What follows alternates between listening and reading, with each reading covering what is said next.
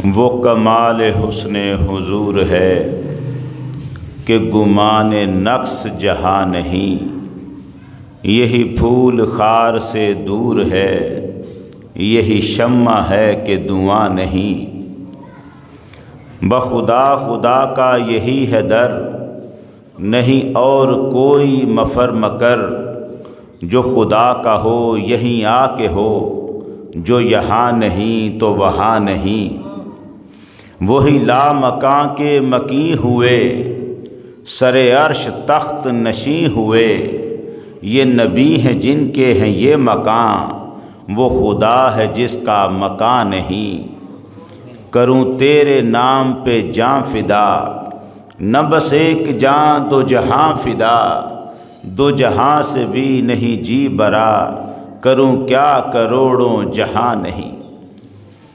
سب تعریفیں اللہ جل شانہ وحدہ لا شریک کے لیے، جس نے اپنی قدرت کاملہ سے اس کائنات کو حضور نبی کریم صلی اللہ علیہ وآلہ وسلم کے عرفان کی خاطر پیدا فرمایا۔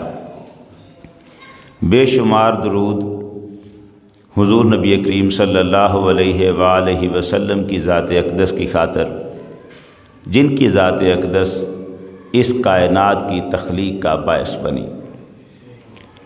اللہ جل شانہ کے فضل و کرم اور اس کی توفیق سے ہم نے قرآن مجید کی سورۃ البقرہ کی 22 آیتوں کی تلاوت کی ہے اب تک، اور آج ہم آیت نمبر 23 سے آگے اس کی تلاوت کریں گے۔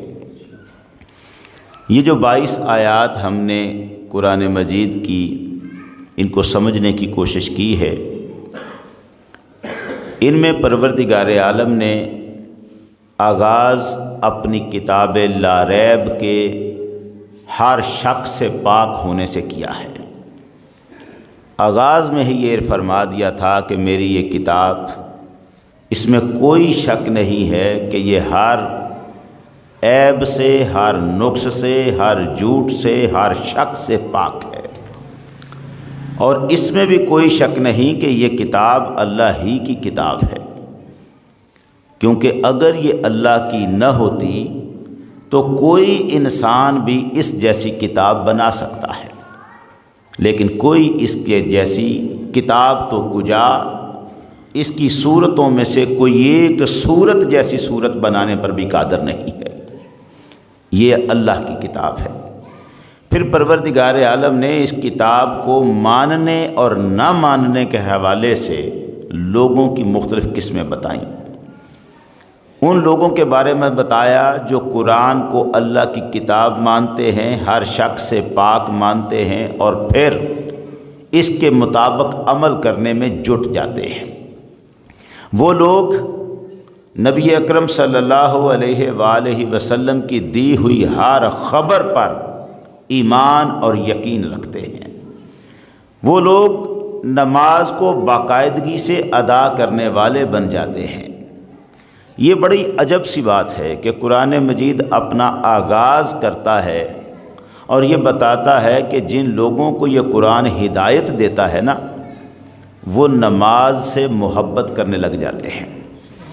اب کوئی شخص نماز سے محبت بھی نہ کرے، نماز سے جٹ بھی نہ جائے، باقاعدگی سے نماز ادا کرنے کی طرف بھی نہ آئے، مسجد کے ساتھ اس کا رابطہ اور رشتہ کبھی کبھار کا ہو، اور پھر بھی وہ بندہ اپنے دل میں یہ سوچ کے بیٹھا ہو کہ میں وہ ہوں جسے قرآن نے ہدایت دے دی ہے، یہ بڑے اچنبے کی بات ہے، بڑی عجب بات ہے۔ قرآن جس کو ہدایت دیتا ہے، اس کی پہلی نشانی تو یہ ہے کہ محمد عربی کے ہر فرمان کو سچ مان، اور دوسری نشانی پروردگار نے یہ رکھی ہے کہ پھر جب اذان دی جائے، جب اللہ کی آواز بلند کی جائے، تو تیرا سر بارگاہ رب العزت میں جھکنے کے لیے بے قرار ہو جائے، خدا کی بارگاہ کی طرف دوڑ کے آ جائے۔ اگر ہمارے سروں کو یہ توفیق نہیں ہے، مجھے تو یہ بڑا اللہ تعالیٰ معاف کرے، میں بھی گناہ گاروں میں شامل ہوں، لیکن کئی مرتبہ ایسے لوگوں کو نماز پڑھتے دیکھا ہے جو بیچارے صحیح طرح کھڑے نہیں ہو سکتے، صحیح طرح چل نہیں سکتے، لنگڑا لنگڑا کے چلتے ہیں، رک رک کے چلتے ہیں، بڑی مشکل سے چلتے ہیں، سہاروں کے ساتھ چلتے ہیں، مگر قربان جائیں کہ پھر بھی رب العزت کی آواز پر لبیک کہتے ہوئے مسجد میں آ جاتے ہیں۔ ان کو دیکھ کر ایمان ایک مرتبہ اندر ٹھاٹھے مارتا ہے، یہ کیا ہے؟ مشکلات میں گرے ہیں، چلنا مشکل، کھڑا ہونا مشکل، اور پھر بھی آواز آئی ہے کانوں میں کہ اللہ کا حکم آ گیا ہے، اب آؤ مسجد کی طرف، آؤ نماز کی طرف۔ نہیں سوچتے کہ ہم سے چل کے جانا کتنا مشکل ہے، آہستہ آہستہ چلتے ہوئے آ رہے ہیں مسجدوں کی طرف۔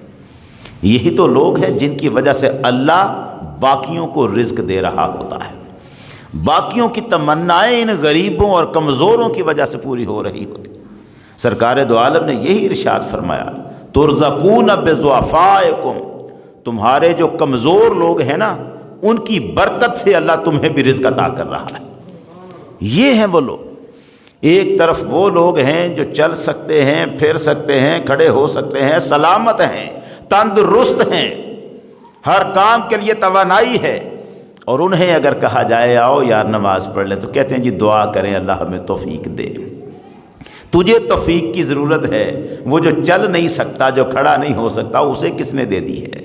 وہ تو دعائیں نہیں کرواتا پھر رہا، بھوک لگتی ہے تو تو کھانا کھا لیتا ہے، اس کے لیے تجھے توفیق نہیں چاہیے، وہ تجھے دے رکھی ہے اللہ نے، تیری ساری حاجتیں پوری کرنے کے لیے تو خود دوڑ لیتا ہے، لیکن نماز پڑھنی ہو، رب کو سجدہ کرنا ہو، میں کہتا ہوں وہ بڑا کمال ہے جو اقبال نے کہا، کبھی ہے حقیقت منتظر نظر آ لباس مجاز میں، کہ ہزاروں سجدے تڑپ رہے ہیں میری جبین نیاز میں، سجدے تڑپ رہے، ہزاروں سجدے دل کرتا ہے، سجدے پہ سجدہ کرتے چلے جائیں، سجدے پہ سجدہ کرتے چلے جائیں۔ تجھ پہ نثار دل میرا، تجھ پہ فدا یہ جان ہے، سجدے پہ سجدہ جس پہ ہو تیرا ہی آستان ہے، کوئی کہے کہاں ہے تو، کوئی کہے کہاں نہیں، تیرا غلام ہر مکین، تیرا ہی ہر مکان ہے۔ وہ ذات، اس کے ساتھ محبت کا یہ رشتہ، حضرت عائشہ صدیقہ رضی اللہ تعالیٰ عنہ کا فرمان بار بار پڑھتے ہیں، بار بار سنتے ہیں، اور میں تو زندگی میں اس کو مشاہدہ کرتا ہوں، دیکھتا ہوں، کئی لوگوں پر وہ رنگ سرکار کی طفیل آپ کے وسیلے سے وہ نظر آتا ہے تو پھر دل اچھل جاتا ہے، کمال ہے۔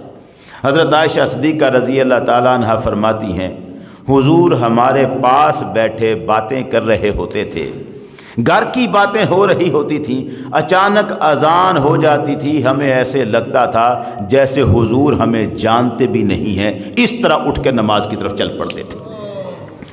ایسا انداز، ہر چیز کو چھوڑ دینا، کیونکہ رب العزت کا یہ فرمان تھا، ساری دنیا سے کٹ کر اپنے رب کے ذکر کی طرف آ جا۔ یہ دنیا کو چھوڑ کر رب کو پہلے نمبر پہ رکھنا، قرآن یہ کہتا ہے جن کو یہ قرآن ہدایت دیتا ہے ان کے دلوں میں یہ لطف اتر آتا ہے کہ اذان کی آواز آتی ہے ان کے دل دوڑ کے آ جاتے ہیں مسجد کی طرف۔ اور اگر ابھی دلوں کو وہ کشش نہیں لگتی، وہ کھچاؤ نہیں لگتا، تو پھر یہ بات بھی اللہ سے مانگنی چاہیے، اللہ کی بارگاہ میں آ کے رونا اس پر چاہیے۔ کئی لوگوں نے کئی مرتبہ یہ سوال زندگی میں مختلف اوقات میں ہوا، ہمیں رونا نہیں آتا۔ بابا تمہیں رونا نہیں آتا، یہی بات تو رونے والی ہے۔ آنا ذرا اللہ سے یہ شکوہ کر کہ پروردگار میں چاہتا ہوں مجھے بھی رونا آئے، مجھے رونا نہیں آتا، اس بات پر رو کہ تجھے رب کی بارگاہ میں رونا نہیں آ رہا۔ تو جانتا نہیں ہے خدا کا عذاب کتنا سخت ہے، اور جانتا نہیں ہے اس کی رحمتیں کتنی وسیع ہیں، تیرا اس سے تعلق کمزور ہے۔ رب العزت نے آغاز میں یہ بتا دیا، اپنا تعلق نماز کے ساتھ جوڑنا ہے، مسجد کے ساتھ جوڑنا ہے، عبادت کے ساتھ جوڑنا ہے۔ پھر پروردگار عالم نے ان لوگوں کی بات بھی کی جن پر قرآن کی بارش کا کوئی اثر نہیں ہوا، فرمایا ان پر پردے ڈال دیے ہیں، مہریں لگا دی ہیں، اب یہ ایمان کی طرف پلٹ کے نہیں آنے والے۔ اور پھر پروردگار نے ان کا بھی ذکر کیا جن پر قرآن کی بارش اثر کرتی تھی، آتے تھے اسلام کی طرف، آتے تھے اللہ کی عبادت کی طرف، مگر پھر ان پر دنیا کی محبت غالب آ جاتی تھی، پلٹ کر پھر اسلام کو چھوڑ دیتے تھے۔ کچھ ان لوگوں کا بھی تذکرہ کیا جو مسلمانوں کو نقصان پہنچانے کے لیے اسلام کا لبادہ اوڑے ہوئے تھے۔ لوگوں کی مختلف قسمیں بیان کیں۔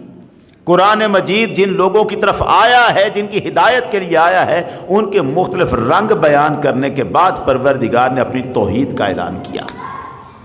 اب فرمایا یا ایھا الناس اعبدوا ربکم الذی خلقکم، اے لوگو اپنے رب کی عبادت کرو جس نے تمہیں پیدا کیا ہے۔ اپنی توحید کا ذکر، میں تمہارا خالق ہوں، میں تمہارا رازق ہوں، میں تمہارا مالک ہوں۔ خالق بھی وہ ہے، رازق بھی وہ ہے، رب بھی وہ ہے، مدبر بھی وہ ہے۔ تمہاری مشکلوں میں تم پھنسو گے وہ تمہیں نکالے گا، کسی مصیبت میں پھنسو گے وہ نکالے گا، اس نے دعویٰ یہی رکھا ہے۔ ابراہیم علیہ السلام جب ان کو ان کے چچا آزر نے بت بیچنے کے لیے کہا نا کہ جاؤ یہ میں نے بت بنائے ہیں ان کو ذرا بازار میں بیچ کے آؤ، آپ ان بتوں کو لے کے بیچنے کے لیے بازار میں گئے اور وہاں جا کے آپ صدا لگاتے تھے آؤ لوگو خرید لو، انہیں خرید لو جو تمہیں نہ نفع پہنچا سکتے ہیں نہ کسی نقصان سے بچا سکتے ہیں، انہیں خرید لو جو اپنے منہ پر بیٹھی ہوئی مکھی تک اڑا نہیں سکتے، ان بتوں کو خرید لو۔ آؤ جن کو تم اپنے معبود کہتے ہو جو اپنا بھی کچھ سنوار نہیں سکتے، ان بتوں کو خرید لو۔ اب جس طرح بیچنے کی صدا لگا رہے تھے، ان کی عیب اور برائیاں ساتھ بیان کر کر کے کہ یہ کسی کام کے نہیں ہیں، نکمے ہیں، اپنے ناک پر بیٹھی مکھی نہیں ہلا سکتے، یہ تمہارا کیا سنوار سکتے ہیں، انہیں خریدنا چاہتے ہو تو خرید لو۔ لوگوں نے جا کے آزر کو کہا اس سے بہتر تھا تو نہ بیچتا، جس طرح کی ضلالت ہمارے خداؤں کی ابراہیم کر رہا ہے اس کے ہاتھوں کیوں بکوا رہا ہے۔ یہ جو معاملہ ہے خدا سے، خدا کی توحید، رب وہ ہے، وہ کہتا ہے نفع بھی میں نے دینا ہے، نقصان سے بھی میں نے بچانا ہے۔ تعلق تو بندہ کرے اس کے ساتھ تعلق رکھے تو صحیح۔ پروردگار اپنی توحید کا اعلان کرنے کے بعد اب پھر سے نبی کریم صلی اللہ علیہ وآلہ وسلم کا تعارف کرواتا ہے۔ آیت نمبر 23 جو آج ہم جہاں سے پڑھنے لگے ہیں، اس میں اللہ رب العزت ارشاد فرماتے ہیں اعوذ باللہ من الشیطان الرجیم بسم اللہ الرحمن الرحیم وَإِن كُنتُمْ فِي رَيْبٍ مِّمَّا نَزَّلْنَا عَلَىٰ عَبْدِنَا فَأْتُوا بِسُورَةٍ مِّن مِّثْلِهِ وَادْعُوا شُهَدَاءَكُم مِّن دُونِ اللَّهِ إِن كُنتُمْ صَادِقِينَ فَإِن لَّمْ تَفْعَلُوا وَلَن تَفْعَلُوا فَاتَّقُوا النَّارَ الَّتِي وَقُودُهَا النَّاسُ وَالْحِجَارَةُ أُعِدَّتْ لِلْكَافِرِينَ۔ پروردگار عالم نے بڑے کمال انداز سے یہ بات پہلے شروع میں کی تھی، پہلی آیت میں کی تھی کہ اس قرآن میں کوئی شک نہیں ہے۔ اب ذرا انداز کو بدل دیا، وہ بات ہو گئی تھی، یہاں فرمایا ان کنتم فی ریب، اگر تم شک میں پڑے ہوئے ہو، مما نزلنا علی عبدنا، اس کتاب کے بارے میں جو ہم نے اپنے بندے پر نازل کی، اگر تم شک میں ہو، قرآن میں شک نہیں ہے، اگر تم شک میں ہو، دیکھو یہ انداز بڑا کمال ہے، یہ نہیں فرمایا کہ اگر تمہیں اس قرآن میں کوئی شک ہے، یہ نہیں فرمایا کہ اگر تمہیں اس قرآن میں کوئی شک ہے تو یہ کرو، نہ، فرمایا اگر تم اس کتاب کی بابت شک میں پڑے ہوئے ہو، تم شک میں پڑے ہو، اس کہنے کا مطلب یہ تھا یہ شک میں تمہیں کسی اور نے ڈال رکھا ہے، شک کی وادی میں تمہیں کسی اور نے پھنسا رکھا ہے، اس شیطان کو سمجھو اور اس شک سے باہر نکلو۔ اگر تمہیں شک ہے مما نزلنا علی عبدنا، اس کتاب میں جو ہم نے اپنے، اس کے بارے میں تم شک میں پڑے ہوئے ہو جو ہم نے اپنے بندے پر نازل کی ہے، تو پھر بڑا آسان طریقہ ہے، تم کہتے ہو یہ کتاب اللہ کی نہیں ہے، فَأْتُوا بِسُورَةٍ مِّن مِّثْلِهِ، اس کے جیسی ایک صورت بنا کے لے آؤ۔ کمال انداز ہے، کمال، جن سے بات ہو رہی ہے وہ سارے عربی کے عالم ہیں، سارے زبان میں ماہر ہیں، اور انہیں کہا جا رہا ہے ایک صورت اس کے جیسی بنا کے لے آؤ، اور نہ تب کسی کافر نے جرت کی تھی، نہ قیامت تک کوئی کافر جرت کر رہا ہے۔ اگر اپنے گھر میں کوئی بناتا ہو تو لاکھ مرتبہ بنائے، لیکن لے کے اسے میدان میں تو آئے، دکھائے تو صحیح، یہ دیکھو میں نے کلام بنایا ہے محمد پر اترنے والے قرآن جیسا، کوئی میدان میں لے کے آئے تو پھر پتا چلے نا کہ قرآن نے جو دعویٰ کیا ہے یہ ہے کیا۔ یہ جرت کوئی نہیں کر سکا۔ اپنے گھر میں بیٹھ کے جو مرضی کہہ لے، لو نشاء لقلنا مثل ھذا، یہ کافروں نے کہا تھا۔ قرآن کہتے ہیں ہم بھی اگر چاہے تو ایسا قرآن بنا سکتے ہیں۔ فرمایا لاؤ نا ذرا بنا کے اسے سامنے پیش تو کرو۔ یہ جرت نہیں ہے، نہ تب تھی نہ اب ہے۔ پروردگار فرماتا ہے، اچھا اب یہاں انداز دیکھیں کیا ہے۔ اگر تم اس کتاب کے بارے میں شک میں پڑے ہو جو ہم نے اپنے بندے پر نازل کی ہے، نازل کرنے کے لیے جو لفظ استعمال فرمایا پروردگار نے وہ ہے مما نزلنا، جو ہم نے اپنے بندے پر نازل کی۔ نزلنا کا مطلب ہوتا ہے تھوڑی تھوڑی کر کے نازل کی، یہ لفظ ہے نزلنا، تھوڑا تھوڑا کر کے نازل کیا ہے۔ اچھا اس عربی میں دو لفظ ہیں، ان کو سمجھنا بڑا ضروری ہے، ایک ہے نزلنا اور ایک ہے انزلنا۔ سورۃ القدر میں پروردگار نے فرمایا انا انزلناہ فی لیلۃ القدر، ہم نے اس قرآن کو نازل کیا ہے شب قدر میں۔ انزلنا، اور یہاں انزلنا نہیں فرمایا، نزلنا۔ عربی کے ان دونوں لفظوں میں بڑا فرق ہے۔ ایک طرف فرماتا ہے ہم نے قرآن کو نازل کیا اور عربی میں نزلنا، دوسری طرف فرماتا ہے ہم نے قرآن کو نازل کیا اور عربی میں انزلنا، دونوں میں فرق ہے۔ جب نزلنا ہو تو مطلب ہے تھوڑا تھوڑا کر کے اتارا ہے، اور جب انزلنا ہو تو مطلب ہے ایک ہی مرتبہ سارا اتار دیا ہے۔ اب یہ تو بڑی عجیب سی بات ہے، آپ نے کسی گاڑی پر سامان لادا ہو اور آپ کا سارا سامان ایک صندوق کے اندر بند ہو۔ اگر آپ، یہ مثال دے رہا ہوں صرف سمجھانے کے لیے عربی کے ان دو لفظوں کا فرق، آپ نے وہ سامان اتارنا ہے جو صندوق کے اندر بند ہے، دو طریقے ہیں، یا تو پورا صندوق اٹھائیں اور اتار لیں، یا پھر یہ ہے کہ صندوق کا ڈھکن کھولیں اور تھوڑا تھوڑا سامان اس میں سے نکال کے، بعض اوقات وزنی ہوتا ہے نا صندوق، تو سوچتے ہیں تھوڑا تھوڑا کر کے سامان اتار لو، ایک چیز اتاریں نیچے اتار لیں، پھر دوسری صندوق میں سے نکال کے نیچے اتار لیں، پھر تیسری اتار لیں، دو ہی طریقے ہیں۔ اگر آپ صندوق کو پورا کا پورا اٹھا کے نیچے اتار لیتے ہیں تو اب دوسری بات ختم ہو گئی، تھوڑا تھوڑا سامان اتارنے والی۔ اور اگر آپ تھوڑا تھوڑا اتار رہے ہیں تو آپ یہ نہیں کہہ سکتے میں نے ایک دم سے صندوق اتار لیا، کیونکہ یہ دو مختلف طریقے ہیں۔ یا آپ ایک دم سے صندوق اٹھا کے نیچے اتار لیں، یا پھر اس میں سے تھوڑا تھوڑا سامان، دونوں باتیں الٹ ہیں، ایک دوسرے کے مخالف ہیں۔ ایسا نہیں ہو سکتا کہ آپ نے اتارا تھوڑا تھوڑا کر کے تھا اور اتارا ایک دم تھا، یہ تو دو الگ باتیں ہیں۔ کمال ہے، پروردگار کہتا ہے ایک جگہ کہ میں نے قرآن کو تھوڑا تھوڑا کر کے نازل کیا، اور دوسری جگہ کہتا ہے میں نے قرآن کو ایک دم اتار دیا۔ دونوں باتوں میں فرق ہے۔ فرق یہ ہے قرآن تھا لوح محفوظ میں، وہاں سے پہلے آسمان پر اتارا ہے ایک دم، شب قدر میں ایک دم اکٹھا لوح محفوظ سے بیت العزت جو آسمان دنیا پر ہے یہاں پر اکٹھا ایک دم اتار دیا، اور فرمایا انا انزلناہ، ہم نے ایک دم سے اکٹھا قرآن اتار دیا، اور پھر بیت العزت جو پہلے آسمان پر ہے وہاں سے محمد عربی کے دل پر اتارا ہے تھوڑا تھوڑا کر۔ سرکار کے دل اقدس پر جو اترا ہے پھر یہ تھوڑا تھوڑا کر کے اتارا ہے۔ اور یہ اعتراض تھا کافروں کو، یہ تھوڑا تھوڑا کر کے کیوں آ رہا ہے؟ کبھی سورت آ جاتی ہے، کبھی 4 آیتیں لے کے آ جاتے ہیں، یہ روز کی بات لے آتے ہیں محمد، کہتے ہیں یہ قرآن آیا ہے، یہ اللہ کی طرف سے آئی ہے، لولا نزل علیہ القرآن جملۃ واحدہ، یہ کافروں کا اعتراض تھا، یہ قرآن محمد پر اکٹھا کیوں نہیں اترتا؟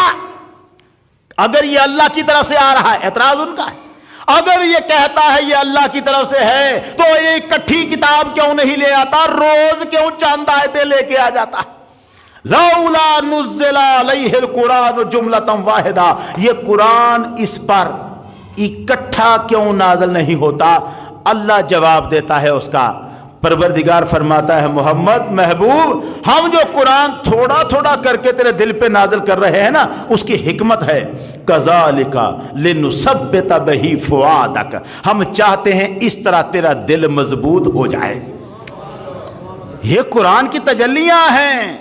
لو انزلنا هذا القرآن على جبل لرأيته خاشعا متصدعا من خشیۃ اللہ، اگر ہم اس قرآن کو پہاڑ پر نازل کریں تو تو دیکھے اللہ کے ڈر سے پہاڑ ریزہ ریزہ ہو جائے۔ جس قرآن کو پہاڑ نہیں اٹھا سکتا، محمد عربی کا دل اٹھا رہا ہے اس قرآن کو۔ رب کہتا ہے ہم تیرے دل کو مضبوط کرنا چاہتے ہیں۔ یہ دل کو مضبوط کیوں کر رہا ہے؟ صرف قرآن اتارنے کے لیے نہیں، قرآن ہی اتارنا نہیں ہے، اس دل کو مضبوط کسی اور کام کے لیے بھی کرنا ہے۔ جب کہا تھا حضرت موسیٰ نے رب ارنی انظر الیک، مولا اپنا جلوہ تو دکھا، تجھے دیکھنا چاہتا ہوں۔ کہا تھا موسیٰ علیہ السلام نے پروردگار تجھے دیکھنا چاہتا ہوں، تو فرمایا تھا لن ترانی، ہرگز تو نہیں دیکھ سکتا، ہاں میں پہاڑ پر تجلی کرتا ہوں۔ کہاں؟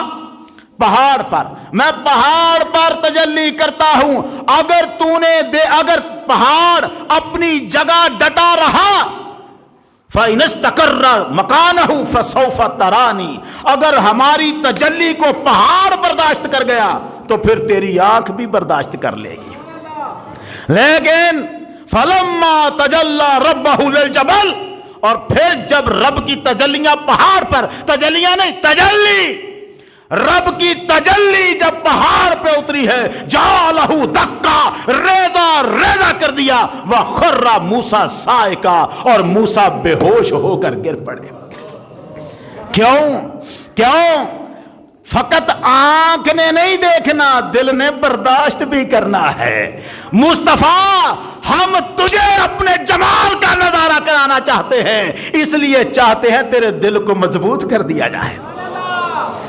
اور پھر یہ دل اتنا مضبوط ہوا ہے، دل یہ اتنا مضبوط ہوا ہے کہ جب رب کو دیدار رب کا کیا ہے تو پھر ایسا دیدار کیا ہے کہ شیخ سعدی کہہ رہے ہیں موسیٰ ز ہوش رفت بیک پرتوے صفات، تو عین ذات می نگری و در تبسمی۔ اور موسیٰ نے رب کی صفات کا ایک عکس دیکھا تھا، اپنے ہوش نہ رکھ سکے۔ آقا آپ کا پہ قربان جائیں، رب کی ذات کا دیدار کیا اور مسکرا رہے تھے، مسکرا رہے تھے۔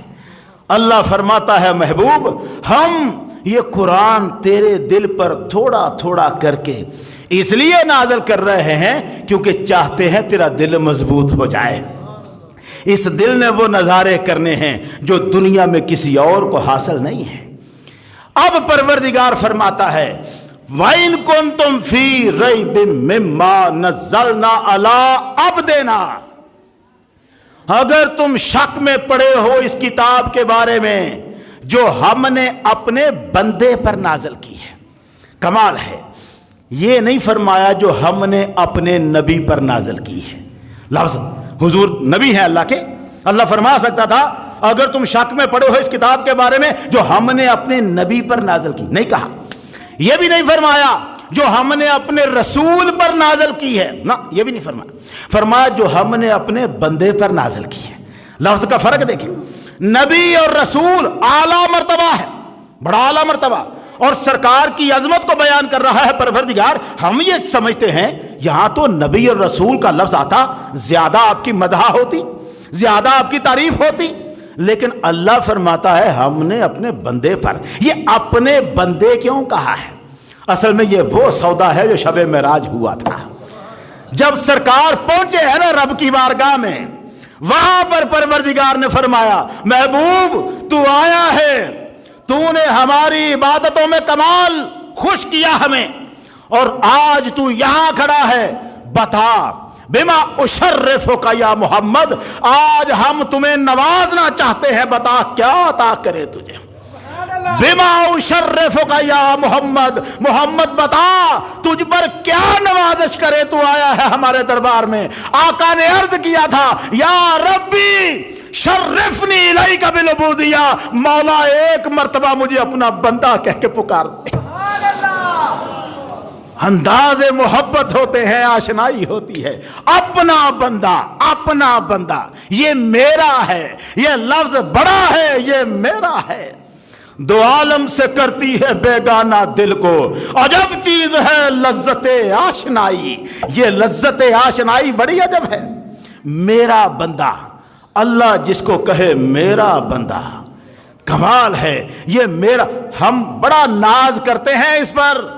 सरकार इतना फरमा दें ये मेरा उम्मती है, ये मेरा है। एक मर्तबा कहा था ना आका ने, परवरदिगारा इब्राहीम ने गुनाहगारों से अपना ताल्लुक तोड़ा, ईसा ने गुनाहगारों से अपना ताल्लुक तोड़ा, मगर मैं मोहम्मद कहता हूं नेक भी मेरे हैं, जो बुरे हैं वो भी मेरे हैं। आज तक हम फूले समान ही नहीं रहे, आज तक हम यही तकरीरें करते हैं और खैर हो जाएगी। आका ने हम गुनाहगारों को भी अपना कह दिया है। वो जो अपना कहना है, हम पुकारे या नबी, वो फरमाए उम्मती, उम्मती तेरी किस्मत पे लाखों सलाम।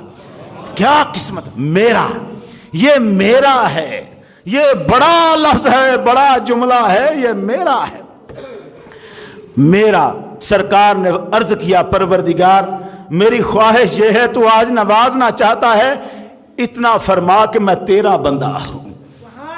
अब रब्बुल इज्जत ने फिर हर जगह मुस्तफ़ा को अपना बंदा कहकर पुकारा है, कलमे में भी हिस्सा बना दिया।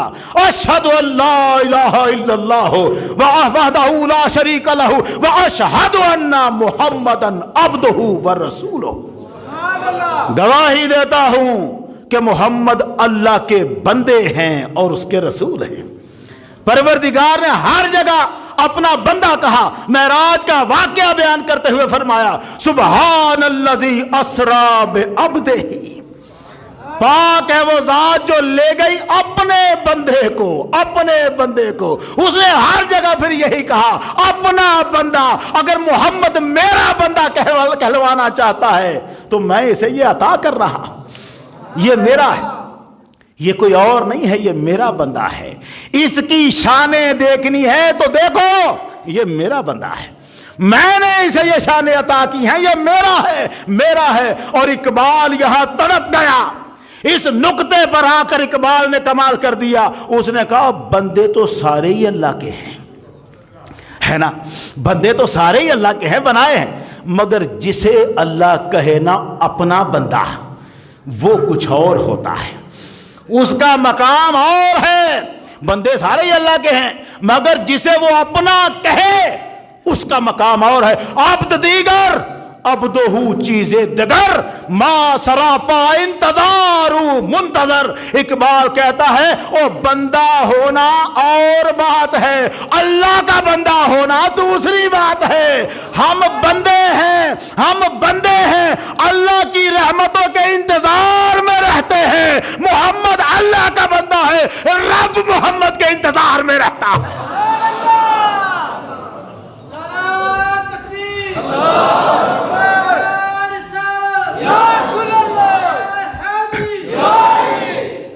फर्क है, फर्क है, बंदा होना और है, उसका बंदा होना और है। मेरा बंदा, मेरा बंदा, ये मेरा होना भी बड़ा कमाल है। जो जिसको अपना कह दिया जाए ना, उसके बड़े नाज उठाने पड़ते हैं, ऐਵੇਂ नहीं है। ये बड़े अजब मामले हैं।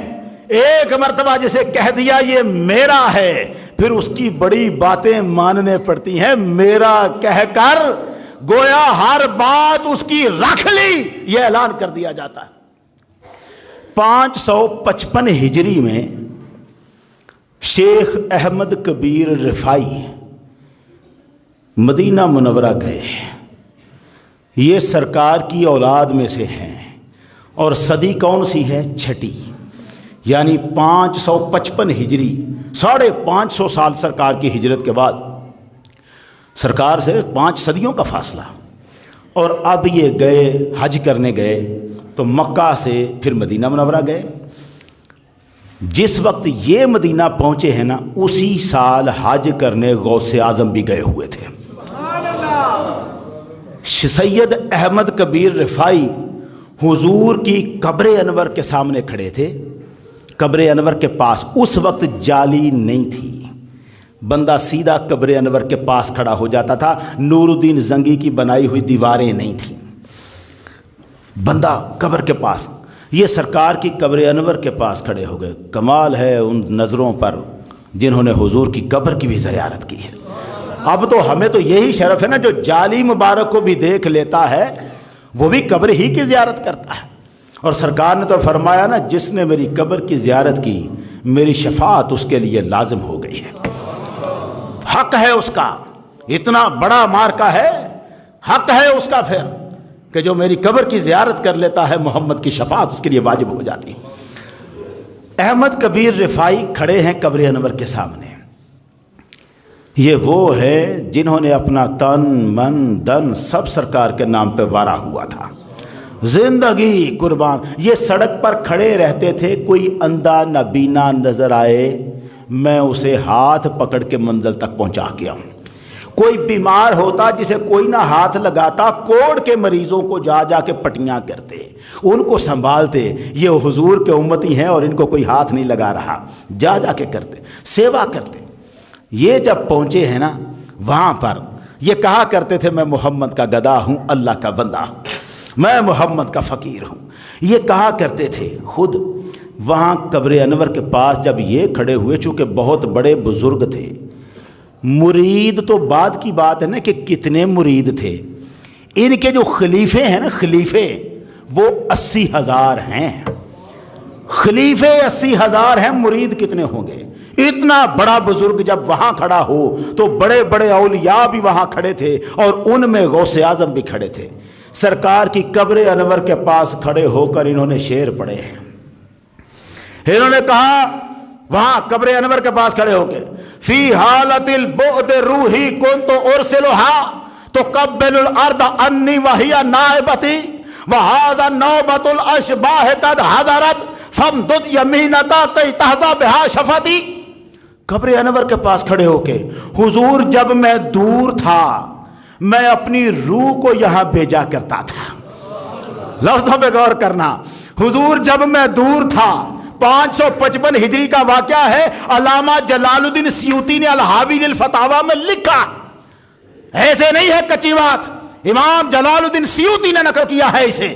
آپ دیکھیں کیا کہتے ہیں, حضور جب میں دور تھا میں اپنی روح کو یہاں بھیجا کرتا تھا, میری روح آ کے آپ کی قبر کو چوما کرتی تھی. قبر کو, آپ کی قبر انور کو میری روح چوما کرتی تھی. سرکار میری روح میری نائب بن کے آیا کرتی تھی. بڑے بڑے عجب لفظ ہیں. روح کو بھیجا کرتا تھا, میری روح آپ کی قبر انور کو چوما کرتی تھی. آقا وہیا نائبتی, میری روح میری نائب بن کے آیا کرتی تھی. سرکار ہذہ نوبت الاشباح قد حضرت, آقا وہ روح تھی آج جسم لے کے آیا ہوں. آقا وہ روح تھی آج جسم لے کے خود آیا ہوں. فامدد یمینک کی تحظی بہا شفتی, آقا اپنا ہاتھ باہر نکالیے میں چومنا چاہتا ہوں. ہاتھ باہر نکالیے میں چومنا چاہتا ہوں. جلال الدین سیوطی لکھتے ہیں خرج الید الشریفۃ من القبر الشریف وقبلها, سرکار کی قبر انور سے مصطفیٰ کا ہاتھ باہر آ گئے. ہاتھ باہر آیا ہے سرکار کی قبر انور سے اور چوما. جا کے سید احمد کبیر رفاعی نے چوما ہاتھ, اور اس نظارے کو دیکھنے والوں میں غوث اعظم عبد القادر جیلانی بھی کھڑے تھے. ہاتھ چومنے کا موقع صرف رفاعی کو دیا ہے. غوث کتب کھڑے ہیں مگر سب دیکھ رہے ہیں نکلتا ہوا ہاتھ. چوما صرف رفاعی نے ہے, اس لیے کہ رفاعی کہتا تھا میں محمد کا فقیر ہوں, تو آقا بھی تو کہتے ہوں گے نا وہ میرا فقیر ہے. जिसे मेरा कह दिया जाए उसके बड़े मान रखने पड़ते हैं, उसकी लाजें रखनी पड़ती हैं। यार बड़ी अजब मामला है, बड़ा अजब मामला है। अहमद कबीर रिफाई दूर से आए, सरकार के पास आए और आके कहे आका मेरी रूह आती थी सिर्फ कब्र को चूमा करती थी, आज जिस्म के साथ आया हूं हाथ चूमे बगैर नहीं जाऊंगा। अहमद कबीर रिफाई को जितना इश्क हुजूर से है ना, सरकार को उससे ज्यादा इश्क अपने रब के साथ है। तो अब बताओ अगर अर्श पे सरकार गए होंगे और फिर दरमियान में पर्दा रहे तो बात बनती है ना, परवरदिगारा पर्दे तो पहले भी थे, तेरी बारगाह में हाजिर हुआ हूं, अब भी अगर पर्दों के पीछे मुलाकात हो तो फिर क्या मसला है, क्या मसला। और रब तो वो है, ओहद की जंग में हजरत अब्दुल्ला शहीद हो गए, उनका बेटा जाबिर परेशान था।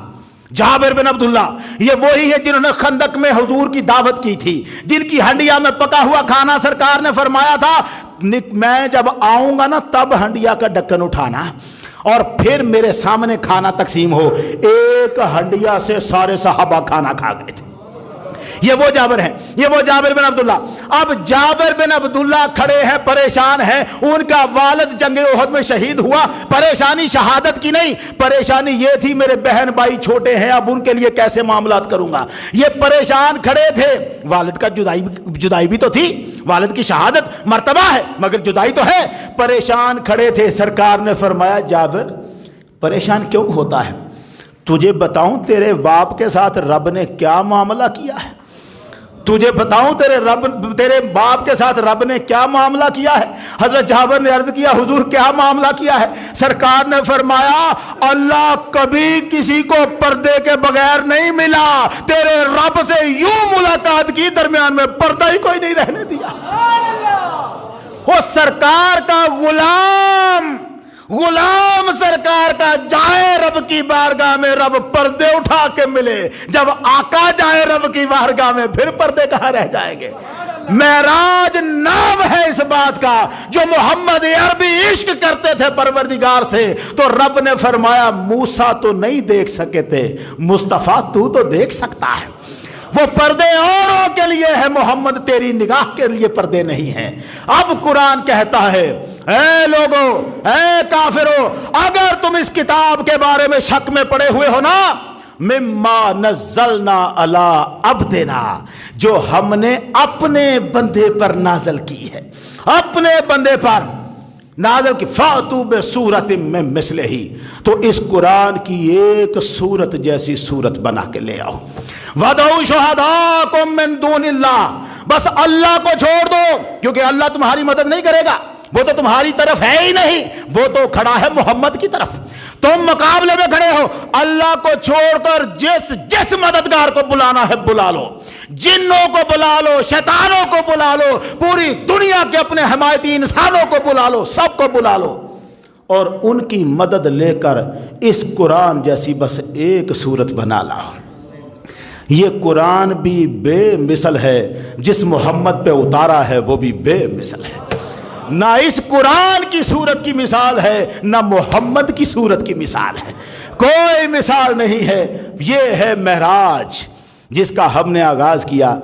आयत मुकम्मल नहीं हो सकी, अब इस पे अगले जुमे हम बात करेंगे। एक छोटी सी बात अर्ज़ करनी है, बार बार ये अर्ज़ करता हूँ आपकी खिदमत में, ज़ाहिर है जहाँ तक मेरी आवाज़ जा सकेगी वहीं तक करूँगा। लोग सारे ही करते हैं, आप भी एक दूसरे से करते हैं। मुझे बहुत सारे मामलात परेशान करते हैं। ये जो मामला है ना, तलाक दे दी है बंदे ने बीवी को, जज्बाती था, 3 तलाक़ें दे दी, अब बताएं वो क्या करे। ये मैं बार बार कहता हूँ, क्यों उस तरह तलाक नहीं देते जैसे मोहम्मद अरबी ने हमें बताया हुआ है। ये तरीका गलत है कि गुस्सा आ गया था जी, तलाक है तुझे, तलाक है तुझे, तलाक, ये क्या है। ये तरीका सरकार ने नहीं सिखाया, इसको पसंद नहीं किया, हो जाती है, इससे लग जाती है, ख़त्म। लेकिन ये तरीका नहीं सिखाया सरकार ने। अपने जज्बात पर काबू पाना सीखें, गुस्से पर काबू पाना सीखें। जब 3 तलाक़ें हो जाती हैं ना, फिर दुनिया के कानून भी आपको सहारा दे दें, रब की शरीयत सहारा नहीं देगी। फिर 3 طلاقوں کے بعد معاملات ختم ہو جاتے ہیں۔ وہ جی اس نے غصے میں کہہ دیا تو پیار سے کون کہتا ہے؟ ہنستا ہوا کون کہتا ہے اپنی بیوی کو ویسے تو بڑی اچھی ہے، بڑی پیاری ہے، میرے دل کو بڑی پیاری لگتی ہے، لیکن جا تجھے طلاق۔ ایسے کوئی دیتا ہے طلاق؟ وہ طلاقیں جب ہوتی ہیں غصے ہی میں ہوتی ہیں، جذبات میں آ کر ہی ہوتی ہیں، شیطان کے اثر سے ہی ہوتی ہیں۔ اس وقت خود کو سنبھالنا، طلاق دینے کے نوبت آ جائے، اول تو یہ وہ کام ہے جو اللہ کو حلال کاموں میں بھی سب سے زیادہ ناپسند ہے۔ اجازت ہمیں ہمارے لیے دی ہے، مگر اسے پسند نہیں ہے طلاق دینا، اسے پسند نہیں ہے رشتے ٹوٹ جانا، گھر کا اجڑ جانا، بچے برباد ہو جانا، یہ اسے پسند نہیں ہے۔ لیکن اس نے ہمارے لیے کہ تم نہیں گزارا کر سکتے تو چلو دے لو، دو اس طرح جیسے سرکار نے سکھایا ہے کہ گنجائش رہ جائے۔ ایک لمحہ ہوتا ہے جس میں شیطان اثر انداز ہو چکا ہوتا ہے، غصہ حاوی ہو چکا ہوتا ہے، منہ سے نکل آتی ہے۔ جب ایک مرتبہ طلاق نکل بھی آئی ہے تو اب باغ وہاں سے نہ کھڑا رہے، وہاں رکنا، اپنے آپ پر قابو پا۔ نہیں، اس وقت قابو نہیں پانا، اور جب غصے کا لمحہ، اس وقت تینوں دے دینی ہے، اور پھر جب غصے کا لمحہ گزرتا ہے تو پھر کہتے ہیں جی وہ جذبات میں دے دی، اب بچے ہیں چھوٹے، ہم سنبھلنا چاہتے ہیں، اب کیا کریں؟ اب تو بھگت اس سزا کو جو اللہ کی شریعت نے رکھی ہے۔ اب تیرے بچے بھی بھگتیں گے تیرے اس غصے کا انجام، تیرے بچے، تیری فیملی، تیرا خاندان بھگتے گا۔ اب کوئی حل نہیں ہے۔ اب وہ جو حل ہم نے بنائے ہوئے ہیں نا، جسے ہم حلالہ کہتے ہیں، بڑا ہی غلط کام ہے۔ حلالہ سرکار دو عالم نے جو بتایا ہے وہ اور ہے، اپنی مرضی سے اس بیوی کی جس کو آپ بندے نے طلاق دے دی ہے، بندے نے طلاق دے دی ہے، جس کو اس نے اپنی مرضی سے دوسری شادی کی، کہیں پر وہاں نبھ نہ سکی، وہاں بھی طلاق ہوئی، تو اب پہلے خامند کے لیے حلال ہو جائے گی۔ یہ حلالہ ہے۔ یہ حضور نے نہیں بتایا کہ اگر تو نے پہلے خامند کے پاس واپس آنا ہے تو پہلے دوسرا نکاح کر، وہاں سے طلاق لے اور پھر آ کے شادی کر۔ یہ کوئی نہیں۔ جس نے اس نیت سے دوسری شادی کی ہے کہ میں اس سے طلاق لے کے پھر پہلے خامند کے پاس واپس جاؤں گی، تو سرکار دو عالم نے فرمایا حلالہ کرنے والے اور کروانے والے ان پر اللہ کی لعنت ہے، وہ پسندیدہ نہیں ہے۔